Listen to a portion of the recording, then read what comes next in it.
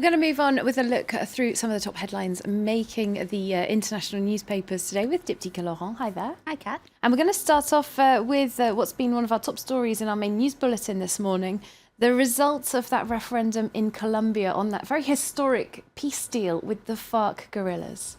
Well, very shocking results that resonated through the world. Colombia says no to the peace deal. That's what the Spanish language paper El País says on its front page this morning.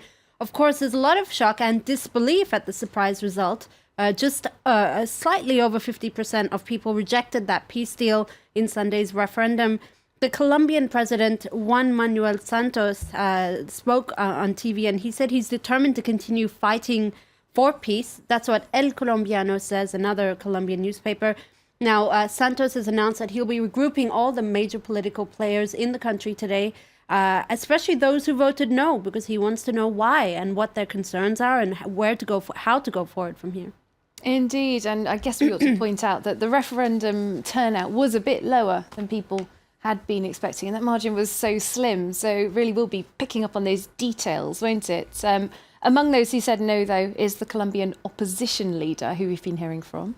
That's right. His name is Álvarez Uribe, who is actually the opposition leader, but he used to be the Colombian president, and he was vehemently opposed to the peace deal. And according to El Tiempo, which is actually one of the most widely read newspapers in Colombia, there may be this rapprochement, this sort of closeness between Uribe, Santos, and the FARC leaders, because the idea is they do want peace, essentially. It's just what kind of peace deal they're going to etch out. That's what remains to be seen. Indeed, so much speculation about where to for Colombia from here on in. Well, the conservative paper El Espectador is looking at this. They say, they wonder, is President Santos ready to negotiate with the opposition now? His options are basically, there are a few options. He will either have to renegotiate a whole new peace deal, or he'll have to compose a new assembly of MPs and try and push this current peace deal to a new assembly. But the biggest challenge is ensuring that the 4 years of hard talks and negotiations don't come undone. All right, let's move on to another referendum, one that happened a little bit longer ago, the so-called Brexit vote in the UK. The British Prime Minister Theresa May yesterday said that she has set a date now for when she's going to trigger Article 50, which will start the process of the UK leaving Europe. That's right. That date will be by the end of next March. She made this announcement on Sunday, on the first day of the Conservative Party's meeting. For The Guardian, Theresa May is focusing on the hard Brexit. Fernand mentioned this before as well. This is what we're really seeing in the British papers. The Independent says that May is sparking a, quote, civil war in the Tory party with her Brexit strategy. Her priorities, she said, are to control immigration and withdraw from the European Court of Justice.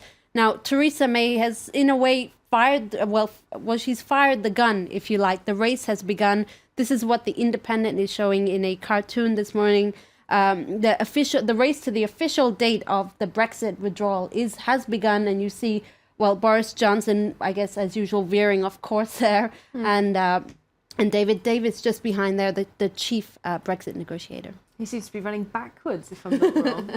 Yes, quite scathing cartoon, a scathing editorial opinion piece in The Guardian. As well, very scathing. They said The Guardian says Theresa May still doesn't have a goal, or if she does, we don't know what it is. At 3 months after the Brexit vote. Well, of course, she voted to remain, or she was supporting the Remain camp before the referendum. Exactly. So the problem now is she's been talking about this Brexit for so long, but we still don't know what her end game is. And this is what The Guardian really criticizes.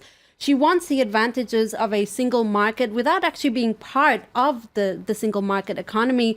And she's also under pressure to explain what Brexit means. That's what The Guardian is saying. Will the UK have a Norway or Switzerland-style relationship with the EU, or will they have to etch out their own path?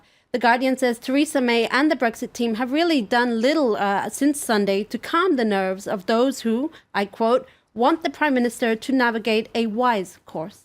All right, from one leader to a would-be leader on the other side of the Atlantic, talking about Donald Trump. Now, the United States has been ablaze with this Trump taxes story, hasn't it? That was broken by the New York Times, saying that essentially he probably hasn't been paying taxes for about 20 years, or didn't for a 2-decade period. That's right. And actually, it appears that he did that legally. Basically, the New York Times broke the story in the weekend by publishing Trump's 1995 tax return, which showed that he had declared a loss of nearly $1 billion. And essentially, this allowed him to avoid paying taxes for the next 20 years. The Wall Street Journal says it's just the latest headache for the Republican candidate after what's been a tough week that began with his rather disastrous performance in the debate.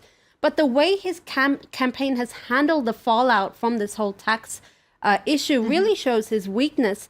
For a writer from MarketWatch, his name is Brett Aarons, he's a financial journalist. He says, I quote, Trump's tax maneuvers don't show he's a crook, they show he's a moron.